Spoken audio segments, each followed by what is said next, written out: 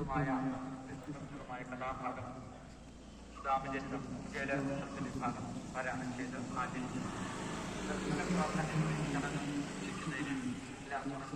ചേരണം സാധിക്കുക. ഇന്ന് അവൻ സമർപ്പണം, അവൻ സമർപ്പണത്തിന് വലിയ പ്രാധാന്യമുണ്ട്.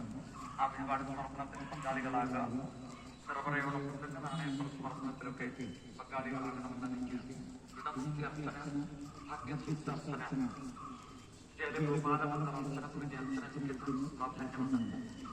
അതുപോലെ തന്നെ യജ്ഞത്തിന്റെ സമാപന ദിവസമായ നാളെ നാളെ 10 മണിക്കുള്ള പങ്കാളികളാകാൻ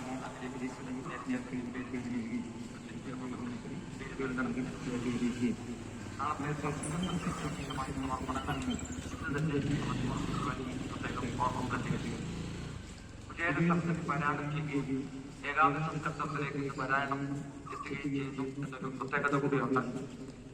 അടങ്ങിയ ലക്ഷണത്തോടുകൂടി ഏകാദശസ്കന്ധത്തെ ശ്രമിക്കുവാൻ ആഗ്രഹിക്കുന്ന ഒരു വ്യക്തിയിലേക്ക് ചേരുവാൻ ഓർമ്മപ്പെടുത്തുന്നു. വിജയരോപാഖ്യാനം 11:30 വീണ്ടും പാരായണം ചെയ്ത് അതിന്റെ ആവിഷ്കാരം ഉണ്ടാകും. അതിൽ പങ്കാളികളാകണം എന്നുകൂടി അറിയിച്ചുകൊണ്ട് പാരായണം തുടരുകയും